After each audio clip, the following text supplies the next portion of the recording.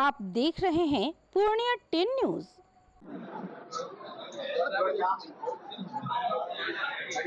लोकसभा चुनाव के बाद राजस्व मंत्री के रूप में पूर्णिया का ये मेरा पहला दौरा है और चूंकि मैं इस क्षेत्र से ही चुनाव जीत कर जाता हूं, भारतीय जनता पार्टी ने राजस्व एवं भूमि सुधार मंत्री का जो भार हमें दिया है, यह एक चुनौती भरा विभाग है। और जब आप अंचल में जाएंगे और अंचल में अंचल अधिकारी जो सीओ होता है, राजस्व अधिकारी, राजस्व कर्मचारी, आम पब्लिक इस विभाग की शिकायत करते हुए ही मिलेंगे। बिना पैसा का म्यूटेशन नहीं होता है, राजस्व कर्मचारी गलत करते हैं, म्यूटेशन, जमाबंदी, परिमार्जन को लटका कर रखते हैं। जब मैंने विभाग का कार्यभार संभाला तो मुझे इस तरह की बहुत सारी शिकायतें मेरे पास आई। मैंने पहला फैसला लिया कि पूरे बिहार के अंदर जितने भी दागी अंचल अधिकारी हैं जिन पर कोई न कोई आरोप है,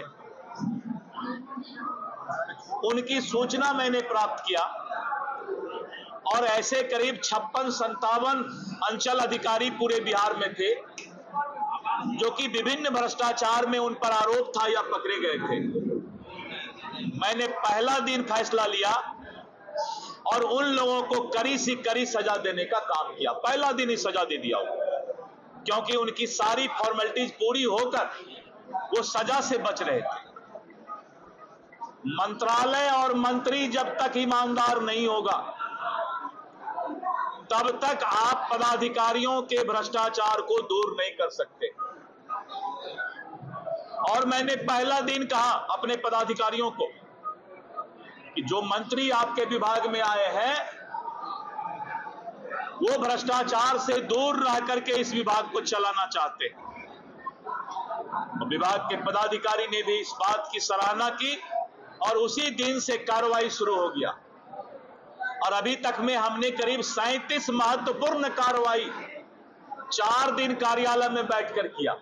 मात्र 4 दिन कार्यालय में बैठा हूं, 37 महत्वपूर्ण कार्रवाई किया, जिसमें एक कार्रवाई ये था कि वर्षों से जमे हुए राजस्व कर्मचारी जो ब्लॉक में कभी इस ब्लॉक से उस ब्लॉक में गए, कभी उस पंचायत से उसमें आ गए, हमने आदेश किया कि 30 जून के अंदर सभी जिला पदाधिकारी सभी ऐसे राजस्व कर्मचारी का वहां से स्थानांतरण करके सुदूर गांव में भेज दीजिए। पंचायत में जो लोग बहुत दिन से नगर निकाय और नगर परिषद में जमे हुए हैं, उन लोगों का 2 साल में स्थानांतरण सभी राजस्व कर्मचारी का कर दिया जाए, क्योंकि राजस्व कर्मचारी ही भ्रष्टाचार के ऊपर कहीं न कहीं हावी हुआ करते थे।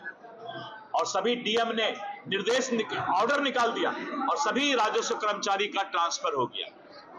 दूसरा था कि लोगों को नकल लेने के लिए, अपने जमीन के कागजात और वाद विवाद का आदेश लेने के लिए सीओ, एलआरडीसी और एडिशनल कलेक्टर के ऑफिस में चक्कर लगाना पड़ता था। हमने फैसला लिया अब किसी को कहीं पर नकल लेने के लिए ऑफलाइन जाने की जरूरत नहीं। हमने ऐसा पोर्टल रेडी कर लिया है जो 10 दिन में अब डिलीवरी करना शुरू कर देगा। ऑनलाइन आप अप्लाई करेंगे, खाता खेसरा और बाद नंबर देंगे, आपको डिजिटल साइन किया हुआ ऑटोमेटिक कंप्यूटर से किसी साइबर कैफे में आपका कागजात सर्टिफाइड कॉपी आपको मिल जाएगा। तो आप ब्लॉक का चक्कर किसी को भी कोई नकल या सर्टिफाइड कॉपी के लिए लगाने की जरूरत नहीं है। उसका सीधा सर्टिफाइड कॉपी आप ऑनलाइन अप्लाई करके निकाल सकते हैं। यह हमने फैसला लिया। बहुत से लोगों का जमीन का जब रसीद कटता है तो उसमें खाता नंबर नहीं है, खेसरा नंबर नहीं है, रकबा नहीं है, नाम गलत है। हमने परिमार्जन प्लस पोर्टल अभी इंट्रोड्यूस किया है और अब कोई भी आदमी अपने जमीन का कोई भी करेक्शन ऑनलाइन अपना डाल करके कर सकते हैं और ऑटोमेटिक उनका ऑनलाइन करेक्शन होने का काम होगा। और इसके साथ साथ मैं जब 15 साल पहले चुनाव जीत कर गया था तो उस दिन भी विधान परिषद के अंदर यही सवाल वहां के सदस्य पूछ रहे थे कि बिहार में अमीन की कमी है और अमीन की कमी होने के चलते जमीन का नापी नहीं होता था, वाद विवाद बढ़ता था। आज कोर्ट में, सिविल कोर्ट में 37% मामला जमीन का ही है और लॉ एंड ऑर्डर का भी प्रॉब्लम होता है। थाना में भी रोज जमीन विवाद को लेकर के केस होता है। हमने फैसला ले लिया समयबद्ध फैसला करने का और पोर्टल पर एक एक चीज दिखाई पड़ेगा।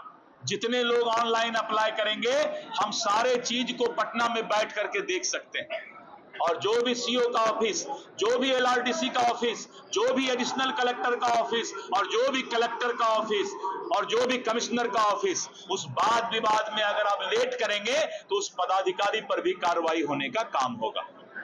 ये सारा चीज हमने जो है अभी मात्र 4-5 दिन ऑफिस बैठकर किया है और जब ये 37 फैसला आप देखेंगे कि हमने राजस्व सर्वे मानचित्र को स्कैन करके डोर स्टेप डिलीवरी कराने का काम का आदेश दे दिया है, सभी जमाबंदी पंजी का कंप्यूटरीकरण करने का काम दे दिया है, ऑनलाइन दाखिल खारिज और ऑनलाइन भू लगान, ऑनलाइन भूमि स्वामित्व प्रमाण पत्र, भूमि पर आधार अभिलेखन, ऑनलाइन जमाबंदी में त्रुटि सुधार, भूमि सुधार उपसमाहर्ता और अपर समाहर्ता के न्यायालय को ऑनलाइन किया जाना।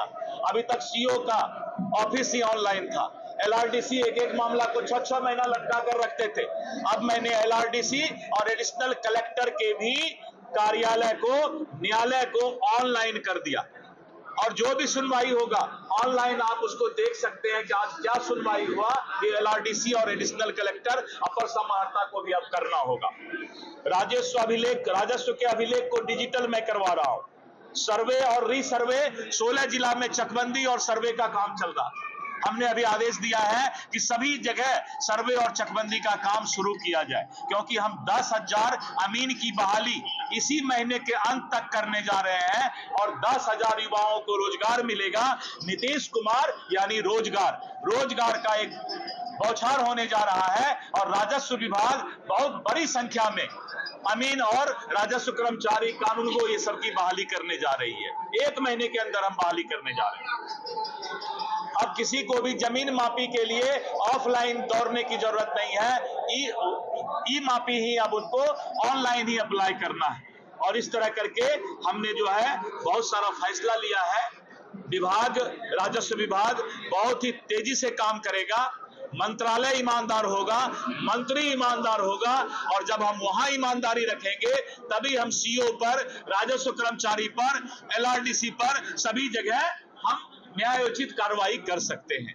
तो ये अभी मेरी शुरुआत है। आप 3 महीने के अंदर देखेंगे कि जो भ्रष्टाचार खून में समा गया है उस भ्रष्टाचार को भी चुनौती के रूप में लेकर अवसर में बदलने का काम करने का कोशिश मैंने किया है। मैं धन्यवाद देता हूं अपने पार्टी के नेतृत्व को और मुख्यमंत्री जी को कि उन्होंने सबसे जिम्मेवार विभाग मुझे दिया, जनता से समर्पित विभाग मुझे दिया है और मैं उस विभाग में अपने आप को कोशिश करूंगा कि ज्यादा से ज्यादा लोगों को सुविधा ईमानदारी के साथ पहुंचा सकूं।